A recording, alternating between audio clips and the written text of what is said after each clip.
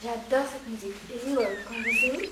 On a marre de tes musiques américaines. Tu veux passer le jazz avant nous? Mais vous savez très bien même, je vous le répète à chaque fois, que le jazz, c'est ma passion. C'est un peu logique. Hein.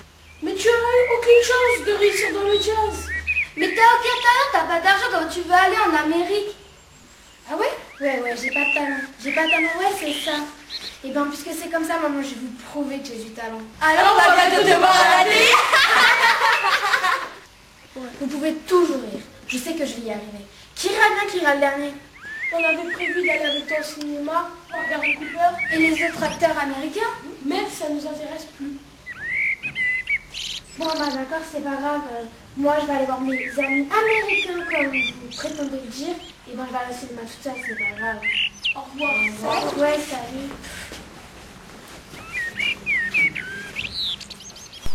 Je m'appelle Angélique, j'avais 17 ans à cette époque.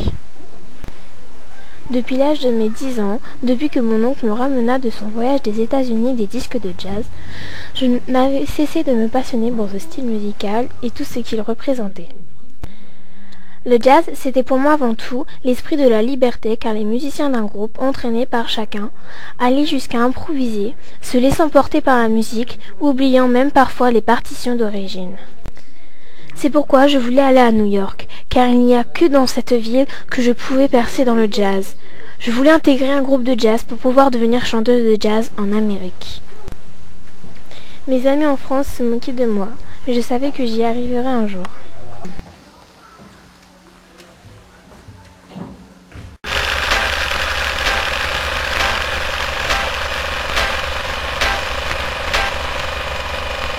J'appréciais beaucoup le cinéma américain. Pas tant parce que j'étais fascinée face à l'histoire du film, mais parce qu'en allant au cinéma, en allant voir les films de Cary Grant, ceux de John Wayne ou encore ceux de Marilyn, je pouvais entendre à travers les bandes originales des films, encore et toujours, du jazz. Il n'est pas rare d'en entendre en effet, et cette musique m'envoûte, me transcende, encore aujourd'hui. Toutes mes pensées étaient habitées par le jazz, c'était une idée obsession.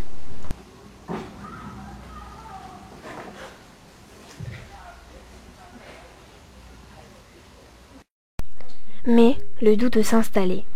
Et si mes amis avaient raison? Il faut que j'arrête de rêver. Il faut que j'oublie ce rêve stupide, me répétais-je en moi.